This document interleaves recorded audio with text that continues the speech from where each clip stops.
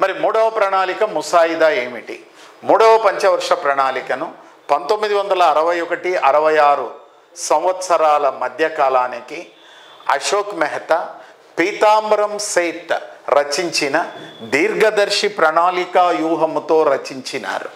ఈ ప్రణాళికా కాలంలో సీఎం త్రివేది, అశోక్ మెహతా అనే ఇద్దరు ఉపాధ్యక్షులుగా పనిచేసినారు. ఈ పంచవర్ష ప్రణాళికా కాలంలో ఆర్థికాభివృద్ధిని వేగవంతం చేయడానికి రగ్నార్ నర్క్స్ ప్రతిపాదించిన సంతులిత వృద్ధి వ్యూహమును పాటించినారు. ఈ ప్రణాళికా నిర్మాతలు ప్రణాళికను జాన్ షాండే, ఎస్ చక్రవర్తి నమూనా ఆధారముగా రచించినారు.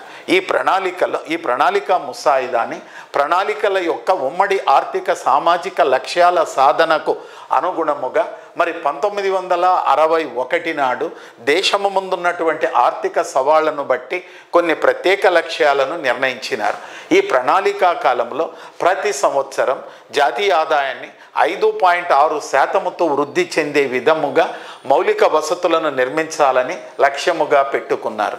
ఈ ప్రణాళిక ముగిసే నాటికి దేశ అవసరాలకు అవసరమైన వస్తు సేవలను దేశములో లభ్యమవుతున్నటువంటి వనరుల ఆధారముగా దేశంలోనే తయారు చేసుకునే విధంగా మన ఆర్థిక వ్యవస్థను అభివృద్ధి చేయాలని నిర్ణయించడం పెట్టినారు. దీన్నే స్వయం సమృద్ధి, స్వయం పోషకత్వం.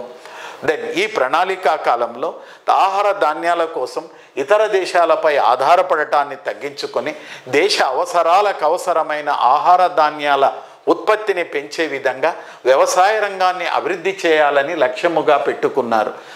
అందరికీ సమాన గ్రామీణ ప్రాంతాలకు, పట్టణ ప్రాంతాలకు, షెడ్యూల్డ్ కులాలకు, షెడ్యూల్డ్ తెగలకు, వెనుకబడిన వర్గాలకు, మైనారిటీలకు, అల్పసంఖ్యాక వర్గాలకు మరియు పేదలకు అందరికీ సమాన అవకాశాలు కల్పించాలా, అభివృద్ధి ప్రతిఫలాలు అందరికీ అందుబాటులోకి తీసుకొని రావాలని నిర్ణయించినారు. ఈ ప్రణాళికలో విద్యుత్ శక్తి, ఇనుము ఉక్కు కర్మాగారాలు, రసాయనిక పదార్థాలు మొదలైనటువంటి కీలక పరిశ్రమలన్నిటినీ కూడా ప్రభుత్వ యాజమాన్యంలోనే స్థాపించాలని నిర్ణయించడం జరిగింది. ఈ ప్రణాళికా కాలంలో ఆహార ధాన్యాల